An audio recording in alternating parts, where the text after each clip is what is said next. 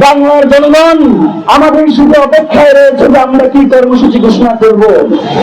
আগামী 25 তারিখের পরে আমরা বাংলাদেশের লাগাতার কর্মসূচি ঘোষণা করব এবং সারা দেশে সেই কর্মসূচি বাস্তবায়িত হবে। বাংলাদেশকে ওসমান হাদির খুনিদের গ্রেফতার করে না করা পর্যন্ত বাংলাদেশে আমাদের এই লড়াই চলমান থাকবে। আমরা যদি মরে যাই আপনারা এই লড়াই চালিয়ে যেতে প্রস্তুত আছেন না?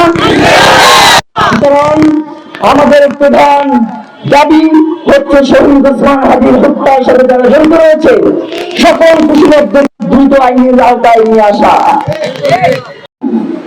আমরা বাংলাদেশের জনগণের কাছে আহ্বান করছি, আপনারা শহীদ ওসমান হাদির স্মরণে বাংলাদেশের প্রতিটা রাস্তায় প্রতিটা দেয়ালে আপনারা শহীদ ওসমান হাদি যে স্বাধীনতা সার্বভৌমত্বের কথা বলেছেন, ইনসাফ কায়েমের জন্য যেই তার বাণী আজকে পুরো বাংলাদেশে ছড়িয়ে গিয়েছে, আপনারা দেয়াল লিখনের মধ্য দিয়ে গ্রাফিতির মধ্য দিয়ে তার এই সংগ্রামকে পুরো বাংলাদেশের জনগণের কাছে উপস্থাপন করুন। প্রিয় ভাইরা, একই সাথে শহীদ ওসমান হাদিকে স্মরণ করে 23 এবং 24 তারিখ তার যেই সংগ্রাম, তার যেই লড়াই, 24 এবং 25 তারিখে আপনারা পুরো সোশ্যাল মিডিয়াতে শহীদ ওসমান হাদির এই লড়াইকে পুরো পৃথিবীর কাছে উপস্থাপন করুন। আগামী 24 এবং 25 তারিখ বাংলাদেশের জনগণের কাছে আপনারা শহীদ ওসমান হাদির এই বার্তাগুলো পৌঁছে দিন। আগামী 26 তারিখ আমরা ইনকিলাব মঞ্চের পক্ষ থেকে ইনকিলাব মঞ্চের পেজে আমাদের 26 তারিখের যে কর্মসূচি রয়েছে সেটা ঘোষণা করব। 24 এবং 90 দিনের কথা আরে হারাম যেন তুই ক্ষমতায় আসিস, তুই বিচার করবি বেটা। 90 দিনের কথা বলে আগামী 30 কার্য দিবসের মধ্যে দ্রুত বিচারিক ট্রাইব্যুনালের মধ্য দিয়ে আন্তর্জাতিক গোয়েন্দা সংস্থার যারা পেশাদারী এবং নির্ভরযোগ্য তাদের মধ্যে যারা জড়িত রয়েছে তাদেরকে বিচার নিশ্চিত করতে হবে এবং হাঙ্কি ভাঙ্গি চলবে না। শহীদ ওসমান হাদিকে যারা খুন করেছে, আমরা মনে করছি তাকে যেই গুলিটা করা হয়েছে এই খুনি চক্রের সব থেকে ছোট গুরুত্বপূর্ণ ব্যক্তি হচ্ছে যে গুলিটা করেছে। সব থেকে বড় রাঘব বোয়ালদেরকে আড়াল করবার জন্যই তাকে এখন পর্যন্ত জনসম্মুখে আনা হয় নাই। এই রাঘব বোয়াল কারা আমরা জানি, আমরা বোঝার চেষ্টা করছি।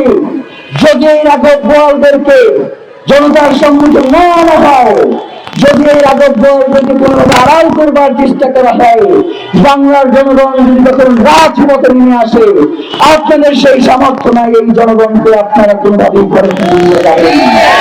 এই জনগণ একবার রাস্তায় নামলে জুলাই হয়, এই জনগণ একবার রাস্তায় নামলে বাংলাদেশের স্বাধীনতা সার্বভৌমত্বের দিকে যায়। সুতরাং যারা স্বাধীনতা সার্বভৌমত্বকে বিনষ্ট করতে চান, আপনাদেরকে আমরা হুঁশিয়ারি করে বলতে চাই, বাংলার জনগণ আমাদের শুধু অপেক্ষায় রয়েছে যে আমরা কি কর্মসূচি ঘোষণা করব। আগামী 25 তারিখের পরে আমরা বাংলাদেশের লাগাতার কর্মসূচি ঘোষণা করব এবং সারা দেশে সেই কর্মসূচি বাস্তবায়িত হবে। বাংলাদেশকে ওসমান হাদির খুনিদের গ্রেফতার করে না করা পর্যন্ত বাংলাদেশে আমাদের এই লড়াই চলমান থাকবে। আমরা যদি মরে যাই আপনারা এই লড়াই চালিয়ে যেতে প্রস্তুত আছেন না?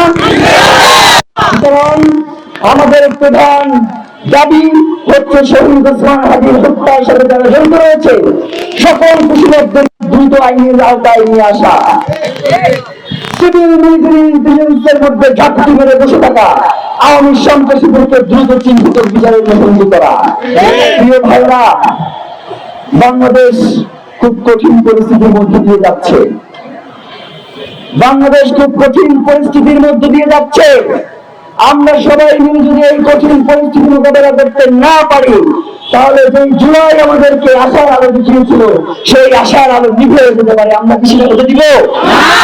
আমাদের 1400 ভাই এবং বোনের রক্ত এই রাজপথে লেগে আছে, এই রাজপথে আমাদের দেশপ্রেমিক সেনা অফিসারদের রক্ত লেগে আছে, এই রাজপথে 7 শহীদদের রক্ত লেগে আছে, এই রাজপথে শহীদ ওসমান হাদির রক্ত লেগে আছে। এই রক্তের সাথে বাংলার জনগণ বেইনসাফি করতে পারে না, আমরা বিশ্বাস করি না। সুতরাং আমরা এখন আজকের প্রোগ্রামে যেই শপথ আপনাদের সবাইকে নিয়ে পাঠ করতে চাই, সেই শপথ পাঠ করবার পূর্বে তার পরিবারের পক্ষ থেকে শহীদ ওসমান হাদির বড় ভাই শহীদ ওমর হাদিকে কিছু কথা বলবার জন্য অনুরোধ করছি। দেশের নাম্বার 1 ট্রেডিং অ্যাপ ইএফটি ফার্স্টে পাচ্ছেন ট্রেডিং এর সব সুবিধা, dual exchange access, company analysis, portfolio তৈরি করা সহ আরো অনেক ইউনিক ফিচারের সাথে ট্রেড করতে ডাউনলোড করুন এক্ষুনি।